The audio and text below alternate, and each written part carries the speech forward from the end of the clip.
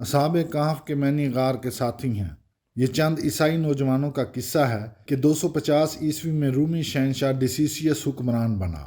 یہ ایک مشرک اور ظالم بادشاہ تھا جو خود بھی بتوں کی پوجا کرتا تھا اور اپنی رعایا کو بھی بتوں کی پوجا کرنے کا حکم دیتا تھا، اور جو ایسا نہ کرتا اس کو سخت سزا دیتا۔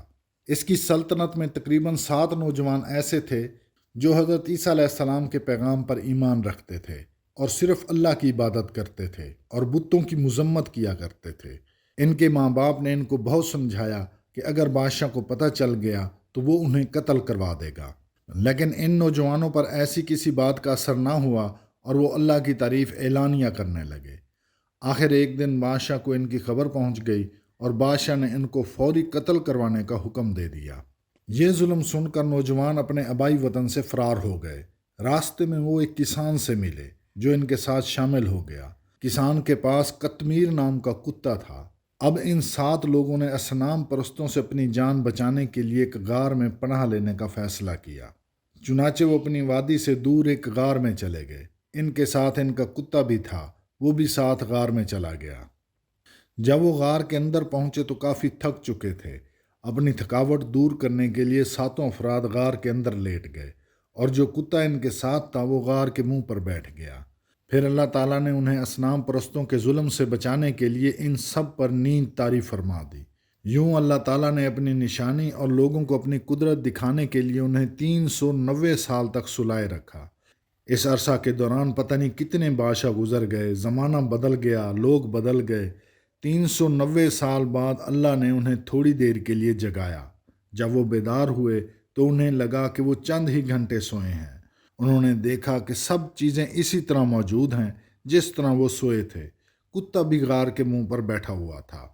انہوں نے ایک دوسرے کو سلام کیا۔ وہ غار کے اندر ظالم حکمران سے ڈر کر انتظار کرنے لگے۔ کچھ دیر گزرنے کے بعد انہیں بھوک لگنے لگی۔ ان کو بھوک محسوس ہوئی تو انہوں نے اپنے 2 ساتھیوں کو کچھ سکے دے کر بازار بھیج دیا کہ وہ چھپ چھپ آ کر کسی طرح بازار سے کچھ کھانے کی چیزیں لے آئیں۔ جب وہ غار سے نکلے تو احساس ہوا کہ پوری جگہ یکسر تبدیل ہو گئی ہے۔ لوگ، شہر اور ارد گرد کی ہر چیز مختلف لگ رہی تھی۔ لوگ زیادہ پرامن اور مطمئن نظر آ رہے تھے۔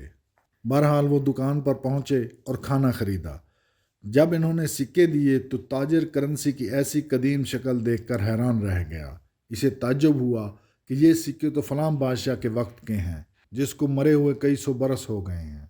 تو اس تاجر کو شک ہونے لگا کہ کہیں کوئی پرانا خزانہ ان کے ہاتھ لگ گیا ہے۔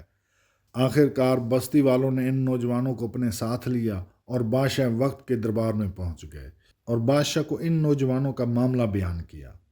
نیا شہنشاہ تندوسی ایک بہت ہی پرہیزگار اور متقی انسان تھا جو اللہ پر ایمان رکھتا تھا۔ بادشاہ نے ان نوجوانوں کو اپنے پاس بلایا، ان سے سارا قصہ سنا۔ ان کی باتیں سن کر بادشاہ اور حاضرین کو بڑا تعجب ہوا۔ پھر بادشاہ نے ان نوجوانوں کو ساتھ لیا اور درباریوں کے ہمراہ غار تک آئے، اور انہوں نے غار میں ان نوجوانوں کے باقی ساتھیوں کو سوتے ہوئے دیکھا کہ ان کی آنکھیں کھلی ہوئی تھیں اور جسم سو رہے تھے، اور جو کھانا لینے آئے تھے وہ بھی غار میں داخل ہوتے ہی اپنے ساتھیوں کے ساتھ مل کر سو گئے۔ اصحاب کہف اپنے کتے کے ساتھ اسی غار میں مدفون ہیں۔ بعض مورخین کا خیال ہے کہ یہ غار عمان اور اردن میں واقع ہے، جبکہ کچھ لوگوں کا خیال ہے کہ یہ موجودہ ترکی میں ہے۔